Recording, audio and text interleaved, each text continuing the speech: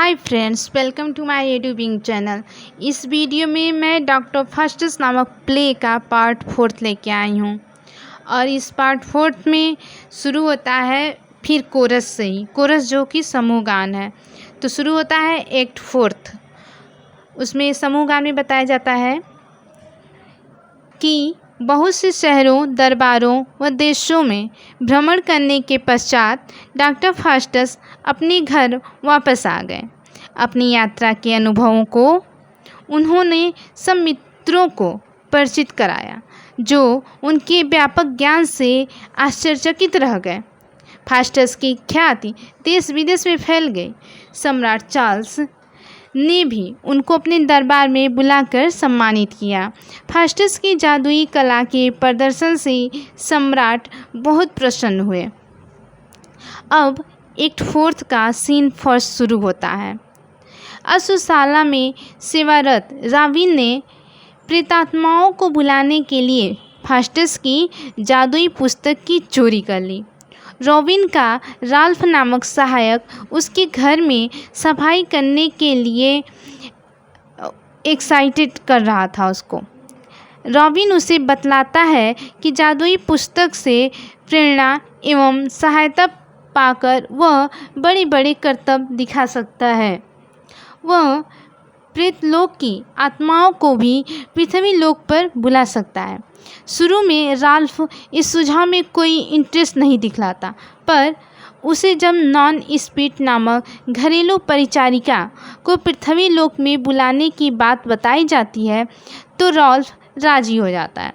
तब रॉबिन और राल्फ दोनों निश्चित करते हैं कि पहले वे उनको सौंपा गया सफाई का काम पूरा करेंगे, उसके बाद प्रेतात्माओं का आवाहन करेंगे और वह आज ही रात में डॉक्टर फास्टस को नर्क का दर्शन करा देंगे। ऐसा कहकर चला जाता है।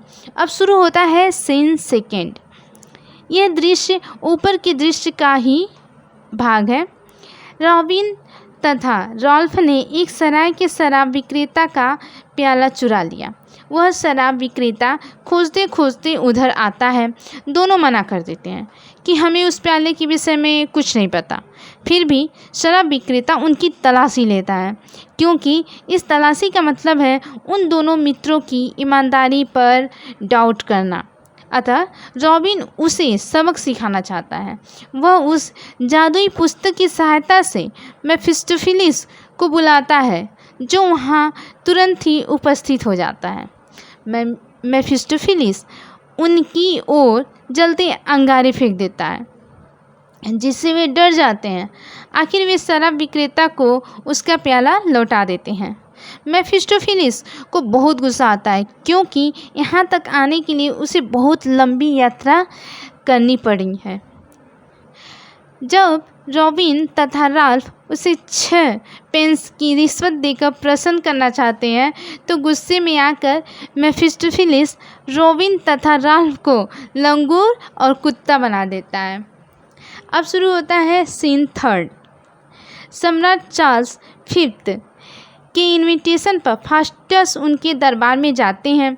चार्ल्स ने उनसे कहा कि अपने कर्तव्यों से मेरा तथा मेरे दरबारियों का इंटरटेनमेंट कीजिए। सम्राट ने कहा कि न जाने कितने दिनों से मैं अपने पूर्वजों महान सिकंदर तथा उनकी महारानी को उन्हीं की आकृति, परिधान, चाल ढाल में देखने को इच्छित हूँ। फास्टस के जादू से तुरंत ही सिकंदर महान तथा महारानी मंच पर आ जाते हैं। सम्राट चार्ल्स बहुत प्रभावित होते हैं। इसी बीच एक योद्धा धीरे से फास्टस के विषय में कुछ कहकर चला जाता है। इस प्रकार वह फास्टस तथा उनके जादुई ज्ञान का अपमान करता है। फास्टस उसे अच्छा सबक सिखाने का प्लान बनाते हैं। अतः जैसे ही वह योद्धा वापस आ जाता है, फास्टस उसके सिर पर सींग उगा देते हैं। सभी परेशान हो उठते हैं।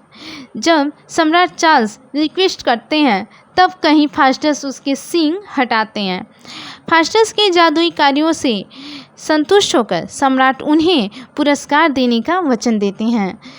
फास्टस सम्राट से विदा लेते हैं। अब शुरू होता है सीन 4।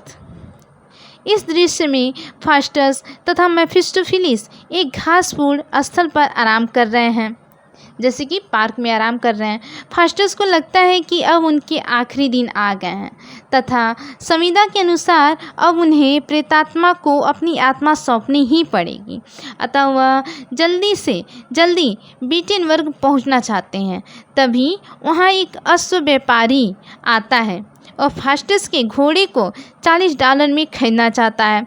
थोड़ी बहुत सौदेबाजी के बाद फास्टस अपना घोड़ा बेच देते हैं, पर यह चेतावनी दे देते हैं कि तुम इस घोड़े को किसी भी हालत में पानी के अंदर न ले जाना।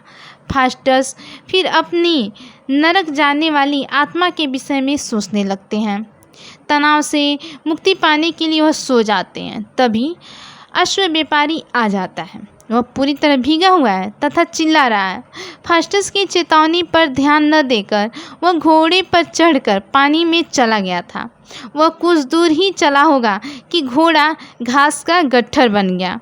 उसने समझा मुझे लूट लिया गया है, अतः फास्टस से तुरंत निपटना चाहता है। वापस आने पर व्यापारी ने देखा कि फास्टस सो रहे हैं। मेफिस्टोफिलिस ने फास्टस को जगाने से मना कर दिया। जगाने के लिए व्यापारी ने पहले तो शोर मचाया, फिर फास्टस की टांग पकड़कर खींची। उसके आश्चर्य की सीमा न रही जब उसने देखा कि फास्टस की टांग उसके शरीर से अलग खिंचाई है। इस पर मेफिस्टोफिलिस ने उसे धमकाया कि तुझे अभी पुलिस के हवाले किया जाएगा। अश्व व्यापारी डर जाता है तथा फास्टस को $40 और देने को कहता है। अब देखिए, एक बार जब बेचा तो $40 दिया और फिर $40 देता है। फास्टस अपनी इस कलाकारी से प्रसन्न होते हैं और अश्व व्यापारी को चले जाने देते हैं। ठीक उसी समय वैगनर आता है और फास्टस से कहता है कि वेन हॉल का ड्यूक उसका जादू देखने के लिए आतुर है। फास्टस उसके दरबार में जाने को तैयार हो जाते हैं और एक्ट 4 का सीन 5 शुरू होता है। फास्टस वेन होल्स के ड्यूक के दरबार में पहुंचते हैं। उनकी जादुई करतबों से ड्यूक बहुत प्रसन्न होते हैं। फास्टस ने महारानी से पूछा कि आपकी जैसी इच्छा हो वैसा ही भोजन आपकी समक्ष प्रस्तुत किया जाएगा। महारानी ने अंगूरों की मांग की। मेफिस्टोफिलिस की सहायता से बहुत ही अच्छे अंगूरों की प्लेट तुरंत आ जाती है। अंगूर जाड़ों के मौसम में प्रस्तुत किए गए हैं, अतः सभी को आश्चर्य होता है। फिर डॉक्टर फास्टस बताते हैं कि विश्व 2 भागों में बटा हुआ है। एक भाग में जब ठंड का मौसम होता है तो दूसरे भाग में गर्मी का मौसम होता है। ड्यूक बहुत प्रसन्न होते हैं और प्रसन्न होकर डॉक्टर फास्टस को ढेर सारा उपहार प्रदान करते हैं।